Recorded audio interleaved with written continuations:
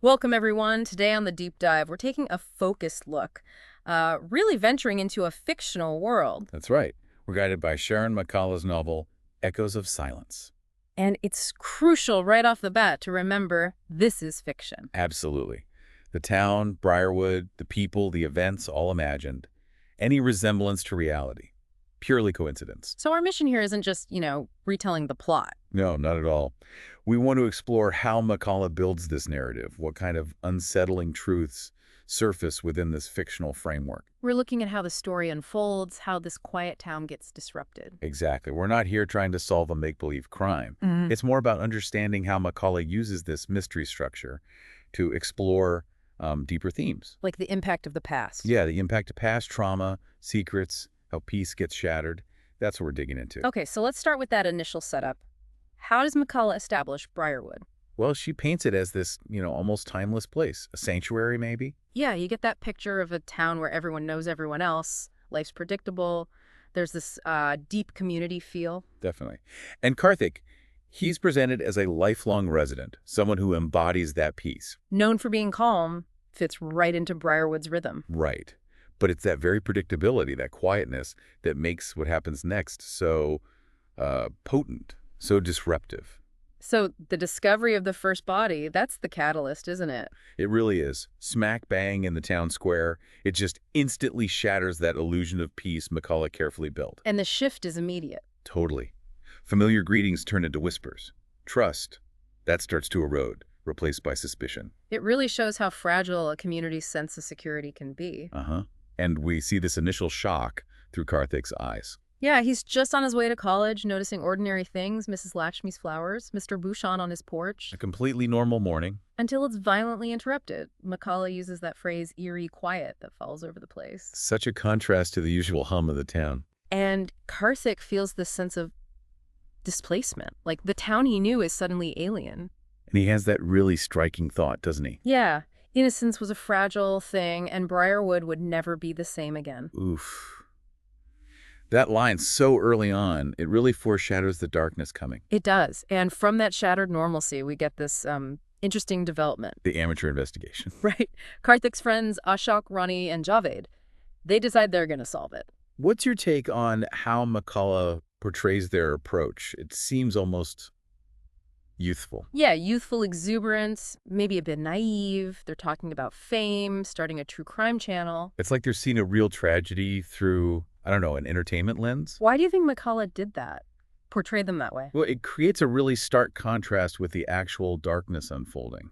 And, maybe it highlights how people try to cope, try to make sense of the horrible stuff, even if it's in slightly, misguided ways. That makes sense. And it definitely highlights Karthik's internal state. Because while they're playing detective, He's feeling this growing unease. He's having these fragmented memories pop up. yeah, like a familiar street at night, hearing footsteps, a whispered name, things like that. Fleeting moments. It's a narrative device, right? Hinting he's connected somehow, even if he doesn't realize it yet. Exactly. It's like we're seeing two totally different responses to the same trauma. And then Maria Sebastian arrives. The journalist. Ah, yes, Maria. Her approach is completely different. Serious. Determined. Well, Focused on the truth, not, getting famous from it.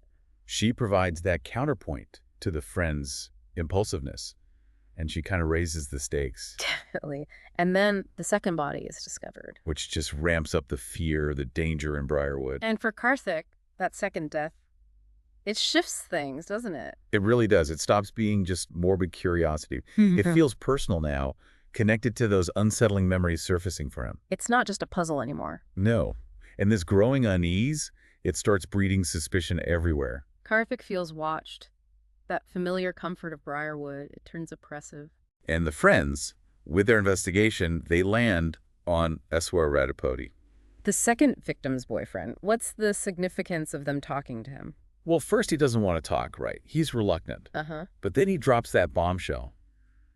You're asking the wrong person. And tells them to look into the first victim's boyfriend. Yeah. It's a huge plot twist. Completely redirects everything. And introduces the idea that the first death, which everyone assumed was suicide, Might not have been suicide at all.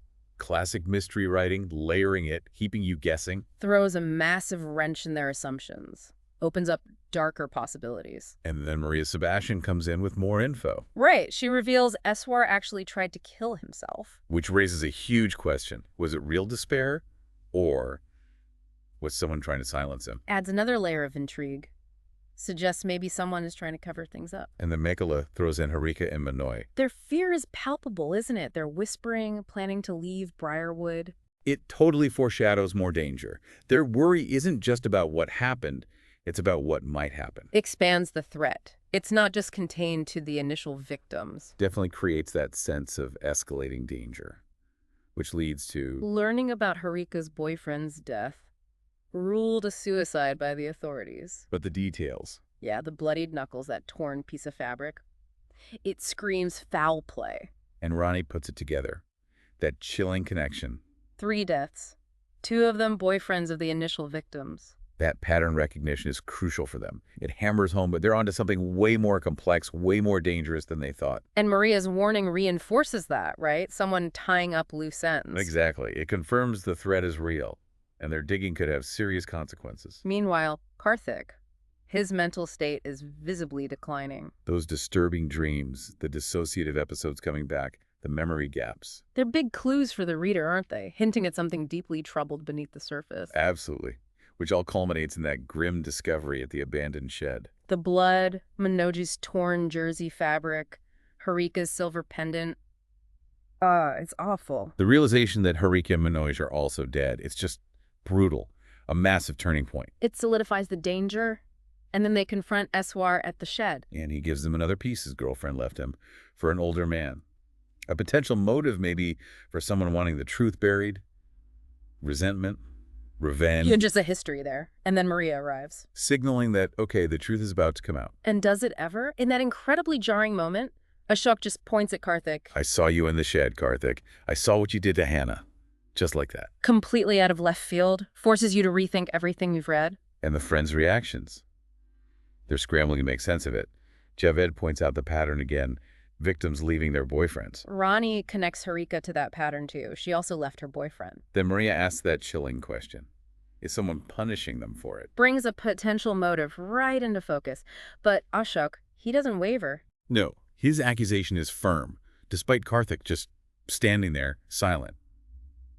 Why do you think Mikola held back that reveal for so long? Maximum impact, I guess. It completely blindsides everyone, the reader, the characters. Makes you look back at Karthik's unease, those memory fragments, in a totally new, disturbing light. And then the awful truth hits. It had been Karthik all along. A devastating reveal.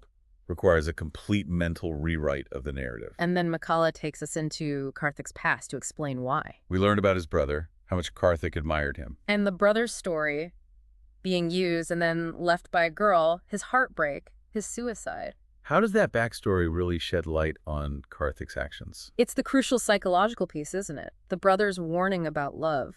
It becomes this tragic prophecy. Seeing that pattern repeat women leaving their boyfriends, it seems to have triggered this deep trauma in Karthik. A subconscious acting out of his brother's pain. Yeah, it feels like the only way to understand his actions, which otherwise seem inexplicable. And what's really unsettling is learning about the dissociative episodes. Those periods where he's detached from his actions, from memory. Often linked to severe psychological trauma. The fact that he wasn't consciously aware he was committing these murders, it just shows the profound, disturbing impact of his past. Which brings us to that final confrontation in the hospital room. Maria's questioning. Gentle, but persistent. Leading to Karthik's confession, I killed them all. Chilling. But then he adds, But I didn't know I was doing it. and Maria's response is so stark, so direct. That doesn't change the fact that you did. It raises huge questions, doesn't it? About intent, responsibility. It really does. And Karthik's own realization at the end that his brother was right about love and that he himself has become this monster. It's a truly tragic, deeply disturbing endpoint. Yeah.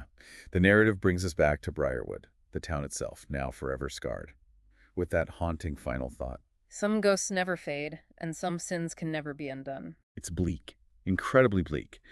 What started as this idyllic community becomes the setting for horrific acts, all rooted in unresolved trauma and a fractured mind. Absolutely.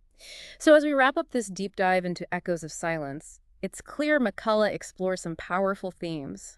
Definitely. The enduring impact of trauma that isn't dealt with, how fragile peace really is in any community. And the potential for darkness hiding beneath even the most peaceful surfaces. Yeah, that latency. It leaves you with a lot to think about.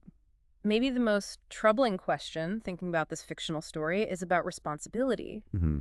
Even when someone acts without conscious awareness, like Karthik, does it lessen the weight of the actions?